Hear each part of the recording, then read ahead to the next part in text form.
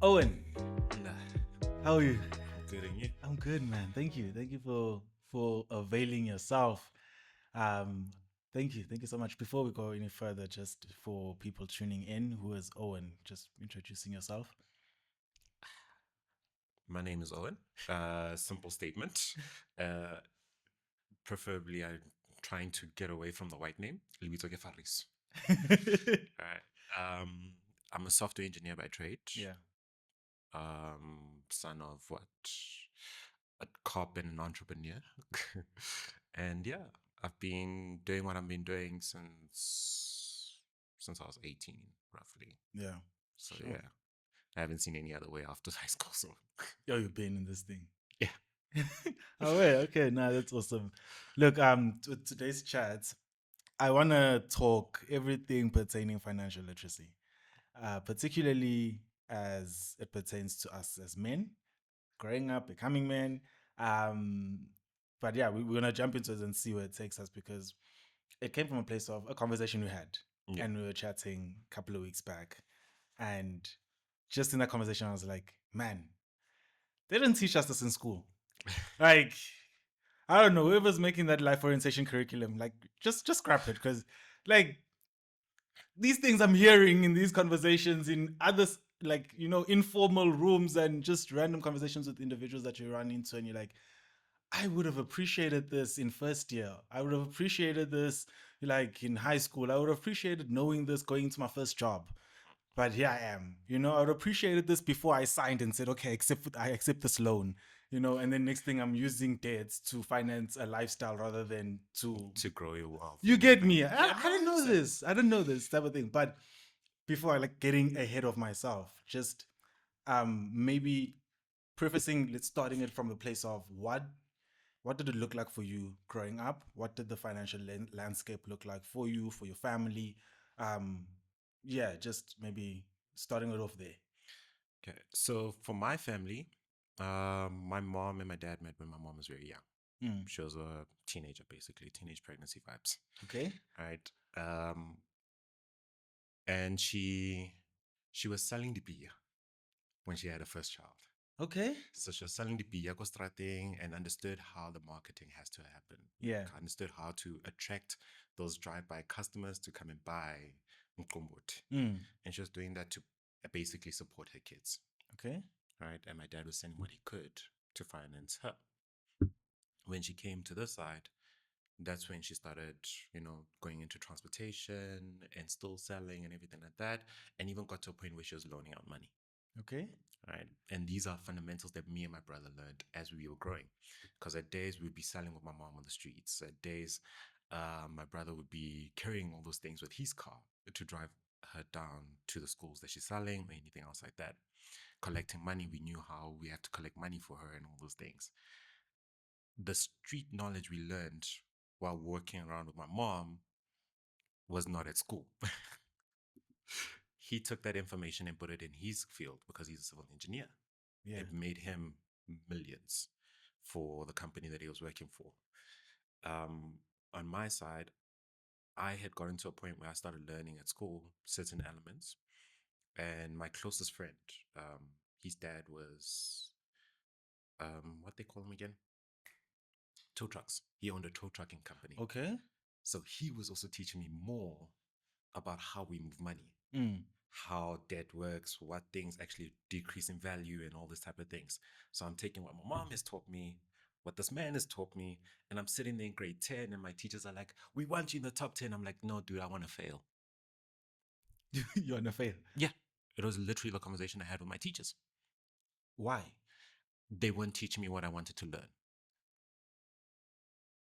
I wanted to learn more about tech. I wanted to understand more about that form of business Yeah. and understand how to implement it this side. Yeah. They didn't want me to do tech. Their syllabus didn't have it. And I was like, So it then was what's the maths, point? physics, accounting. Exactly. And I was like, what's the point for me to do this if I'm already learning this thing outside? Come to think of it, you like I'm thinking of the school curriculum. There was a subject called technology, but IT, yeah. it was more about learning a computer, like basic computer skills. I, And I already knew that from grade 6. sure. I was building my own computers early. And by the time I got to grade 10, I was getting paid to play FIFA. Why the hell would I want to learn more things from you if it's not what I'm trying to get to? Yeah. So I used to sleep in the back of my class. Teachers hated it, but I was done with the syllabus by first time. Wild. So that's how the skills actually started growing. Yeah. Because I knew that at the end of the day, if I'm going to improve myself, if I improve my community, it's not going to be with the system. Oh man, like it's not like the things you're saying, it's not things that I haven't been frustrated about. But it's almost like a exhale of I'm not alone. I've like and to this day I have this to and fro when it comes to education, particularly South African education. 100%. Do I advocate for education? Yes. Like education, it's important. Yes. But am I for the current education system? Nah, not really. You want to be an accountant, you want to be a doctor, you want to be a lawyer, like all these traditional careers, True. 100%, then the education system can actually equip you and get you on the path to getting into that career, right? True. Gives you the foundation of it. Right? But now you want to be a businessman, you want to be doing IT, you want to be developing software and apps, or you want to go into media and these kind of things. It it gives you the skill because some of the greatest musicians I know Yeah. went back to school Yeah. and they unmatched right now. Sure. Um, so I can't bash it, Yeah. right? In that sense, what I can say is that it removes a lot of the fundamental, which is the creative thinking, which is what makes you different when you're outside of the world. Because for me, how I look at it is it prepares you for the workplace. When I look at it, I'm like, it's probably like, and I know I'm very, I say to my friends, I'm like, I believe I have some traumas that I just need to deal with. It's probably why I'm not keen on going back to studying. Everyone's like, oh, you're gonna maybe study further. I'm like, why? Um, but and the reason is for me, when I look at it, I'm like, it doesn't, I didn't see it empowering me to be financially literate. I didn't see it empowering me to understand strategy, understand the creative thinking side of things, understanding how to analyze certain things. It gave me competencies in terms of, oh, we gave you this paper and you have to finish it in 2 hours. That's a competency. You know how to work under pressure. True. I saw many of these things as competencies. That I'm like, I can fine. I'll take books and read and like gain the knowledge and apply it in certain spaces. Don't give me an assignment. Don't give me a test and now you're gonna say, oh, you got 70%. Like, yeah, okay. What they call it, cramp pass and delete. And you found that. I found it going into the working place, going to the Yeah. workspace. Oh, I have my honors in counting of whatever. And then talk about cross margin, like how do you calculate? Like, but you have your honors. And you Yeah. realize that there's probably that cramp past deletes, whereas you didn't really retain the knowledge and now you're struggling to see how you can apply it in In actual actual life. real life. Yes.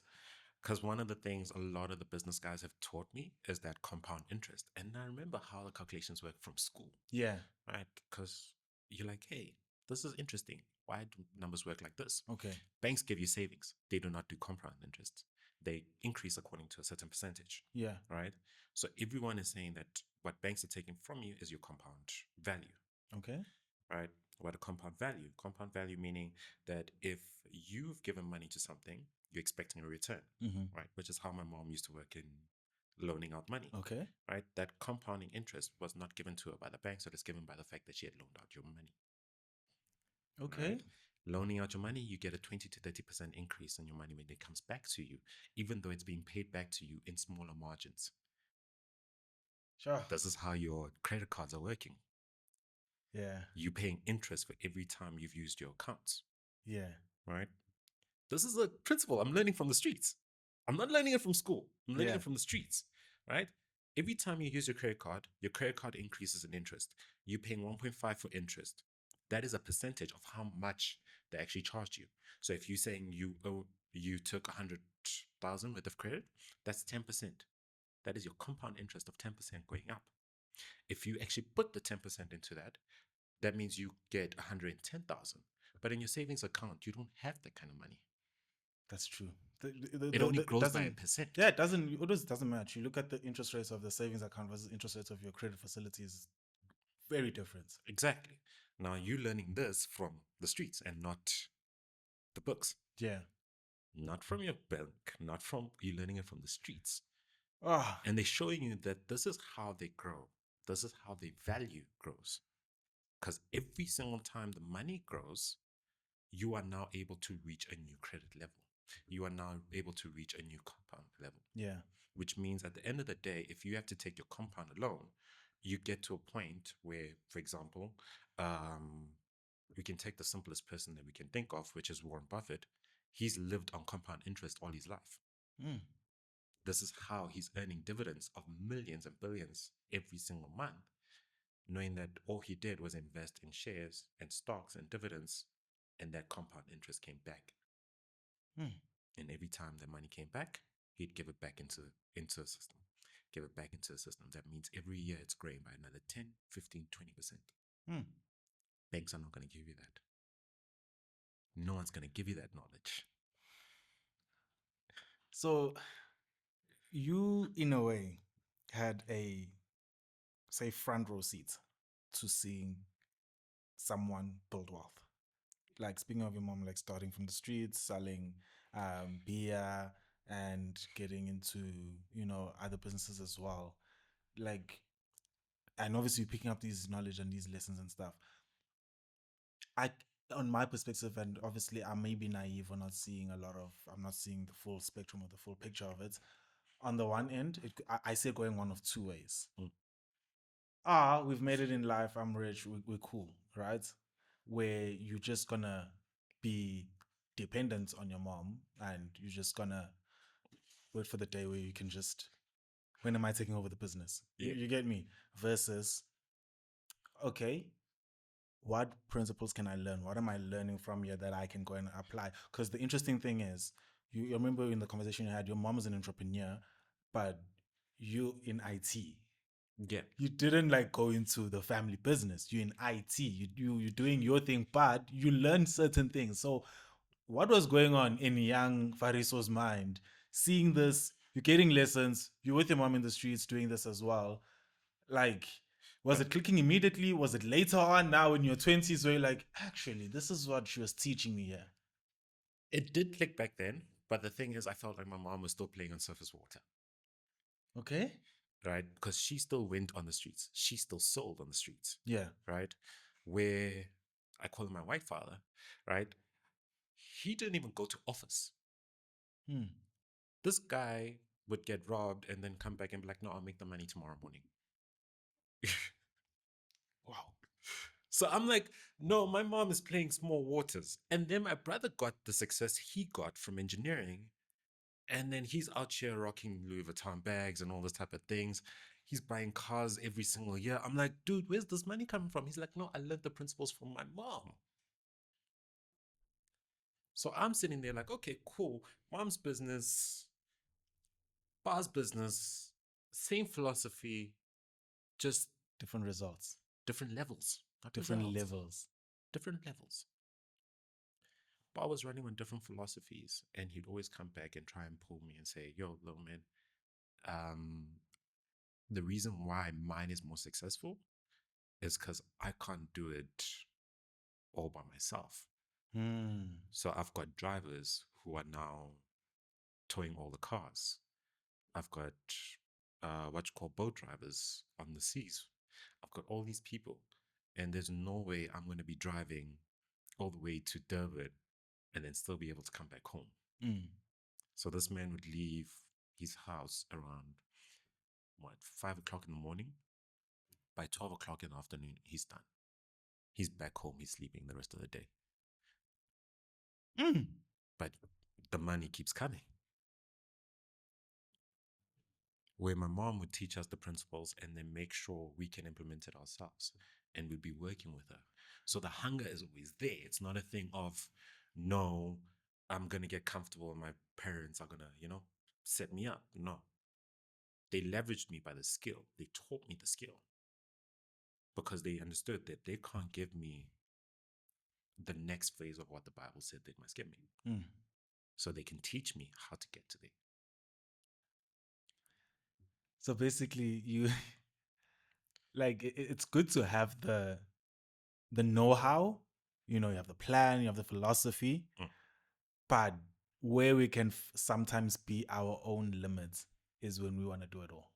Exactly. You need to see how to deploy Exactly. the necessary resources the right way. This is financial resources, this is human resources.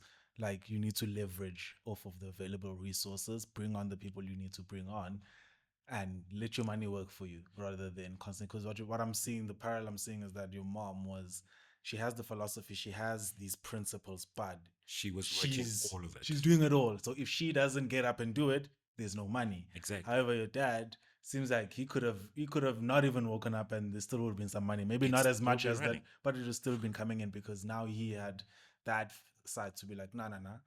As much as I know, and I know I can run and do these things, but Exactly. it's not Which effective. also takes me back. I was listening to Myron Goldman. I don't know if you know him. No. So encountered this guy, Myron Goldman. He's strict on the Bible. Hmm. He's like, guys, Solomon had a business plan. I'm like, what? No. It's always funny when I hear pastors or any people who come to the Bible and they'll just show you this side, like, no, leave it from just being a religious book. Look at this thing. It's an actual book. It tells you how money works. I'm Yeah. like, no. He starts going into the business plan. And then I realize David was promised that Solomon won't get into war. He was promised that Solomon would be in peace, right? Cool. And he was promised that Solomon will take over the terrains wherever he goes. What is the first thing Solomon did when he got into power? Did he build a temple? No. What was it? He cleared out his weeds. He removed the people who were threatening him. He removed the people who were threatening the kingdom. But it wasn't him who killed the people, it was his soldiers. Okay. Then from there, he set the structures to say, okay, you leading the army, you leading this, you leading that. Delegation. Then he asked the Lord for the wisdom and said, Lord, give me the wisdom. From the wisdom, he started doing podcasting, as how we call it now, because he started doing global conferences, because now people wanted to know what his wisdom was. Queen of Sheba, people came from far and Exactly, but after he released his writings. Sure. So they were paying him to tell them what God has said to him. Sure. And then the biggest of it all, he gave it back to build the kingdom, which he built the temple before he even built his own house. And then you sit down, you're like, okay, cool, I see the structure. He broke it down in such a way I understood it from the philosophy of both my dad and mom, to be like, okay, this is what this man did. This is what this woman did. Instead of my mom taking up all the lessons of Solomon, she took up the principles of how the multiplication works in the Bible. And how he took it was the business plan of Solomon to understand that I can't do it all. I need to diversify. And then from there, those guys are due diligence of multiplication. And thus the kingdom multiplies. Guys, we need to stop reading the Bible as just a religious book. Like, it's actually fundamental. Like, It's every sphere of life, it speaks into it. Yeah. So if you can really, oh man, I never thought about that. Like, I've heard, they've referenced the book of Nehemiah. Like, they've spoken on that one in terms of business as well. And I'm like, okay, I can see that, Now I'm hearing for the first time. I'm like, actually, and you're saying it, I'm like, it does make sense. It actually does make sense. Because I thought to myself, I'm like, now as you're speaking, I'm like, why would all these different people, even the Queen of Sheba is one of the most famous that's referenced, would travel from the furthest of places just to have an audience with Solomon? Like, I get it, he's a king, I get it, but why? And it's actually making sense. Like, no, he actually had something to offer, and he packaged it and presented it in a way that's like, nah, I actually need this. And then look at the marriages also. The marriages were alignment. So he'd marry a queen. to make sure that that terrain doesn't come back to fight him. Hey, So he understood the importance of relationships. He understood the importance of sharing the wisdom, and he understood how to continue building the kingdom. This was all based on the wisdom that the Lord gave him. sure. That is wild. That is like I've never thought of it in that way. That's actually, man. Now in this particularly like with financial literacy, and now you're coming into like you want to build wealth, and I think any, if not all individuals, it's one of the pursuits of life. You want, whether it's just material wealth or you just want to live well, you want to be able to afford certain things, you want to be able to have a certain lifestyle, whatever the case is, you want to be able to take care of your family, Yes. build for the next generation, have a legacy, that kind of stuff. And I understand, I know the answer, but maybe if you can paint the lens of it, how the difficulty or the nuance behind building wealth from nothing. There's building wealth where there's been some layers and you're just gonna take it further, you know. But then there's it's literally nothing, starting from nothing. If maybe I'm not even starting from zero, I'm starting from negative because I'm inheriting the debts of my parents. That I would always pull back and say, look at Abraham, Mm, right? You're not really starting from nothing. mm, You're starting from where you think you have nothing. mindset. Exactly. So if you understood the ministry you are in, you'd be able to understand how to pass on the wisdom and make that a profitable life for you, Mm, right?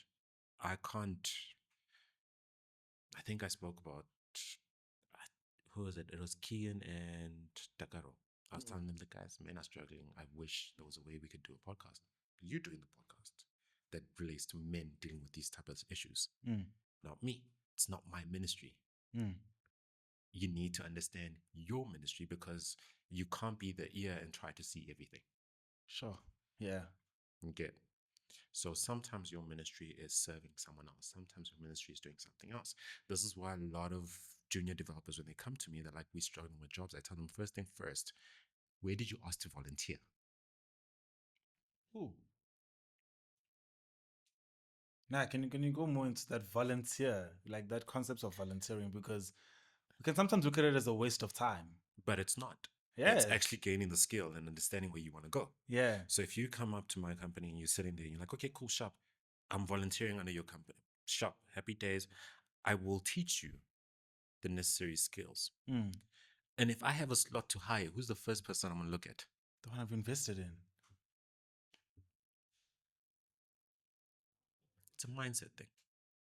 Yeah, I don't know. I think the term volunteering for the longest time has just had this negative connotation of free work, but I understood it when it came to, like, as you're saying, understanding your ministry, like what is your area that you've been gifted in. And when I understood for myself personally, I realized that, hey, it might mean doing certain things for a period of time for free. And let's take for example this podcast.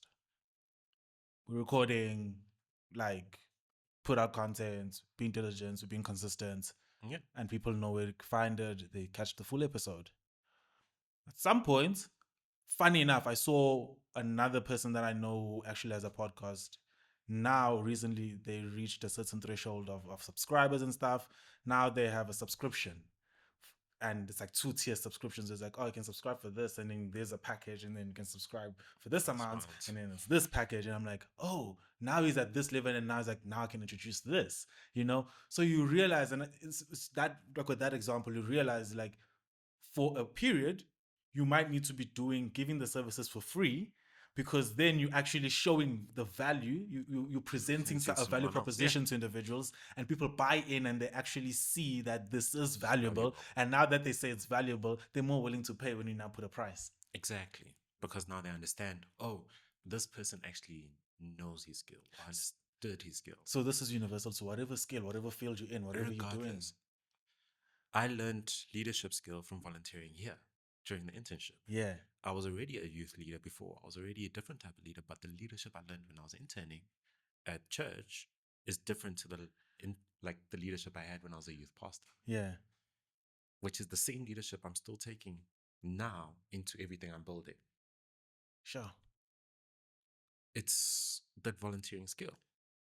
I've got into positions in my life that some of the guys in my field who have the degree and qualifications and masters and everything haven't been, because I'm willing to sacrifice that big paycheck to start again and say, Donna, teach me from ground up. I'll even mop your floor. It's okay.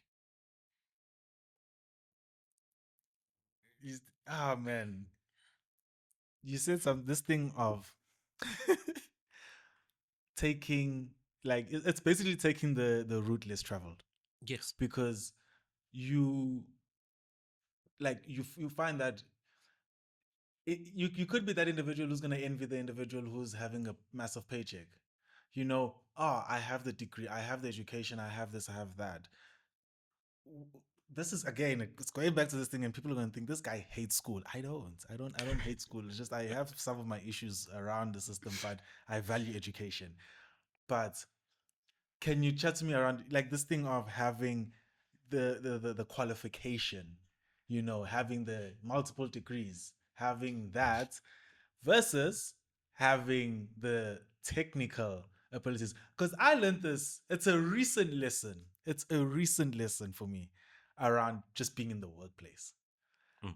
I realized, I'm like, my education, my degree, it just shows competency and gets me into the door. Yes.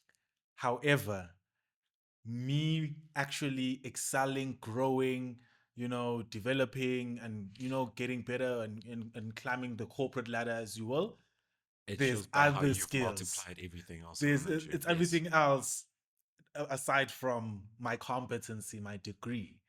And I think for most individuals, maybe even young people, you're studying, and you want to get into that field that you want to get into, you want to build your life.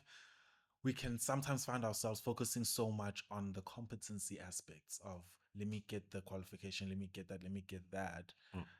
But are you developing the people skills? Are you developing how to manage time? Are you learning communication? Are you learning these other soft skills, these other things Yes. that your degree is not giving you? Because your degree just gives you the theory. Yeah, but now, do you know how to apply it? Do you know how to be analytical? Do you know? Yeah, you can draft the statement, but can you actually tell me a story from these numbers? True. Because someone even said that MBAs are not really the smartest people there is. Forgive me, forgive me, forgive me. I know a lot of them at the same time. They might just come at me. But still, it's like you sit there and you look at them, you're like, guys, you spend so much money, yet you can't even press an on switch on a switchboard. Sure. How do I hire you to run your company? Hmm.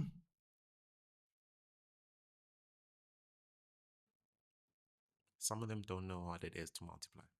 They don't. They think learning and getting the qualifications is them being multiplied. I respect that path, do that path, excel in it, but learn the principles of multiplication. Because everything you do, everything you touch, you are ordained to multiply. It's That's the first true. request. Hmm. Be fruitful and multiply. Why are you not multiplying? Oh, but I've got these qualifications. Yep. Have you multiplied?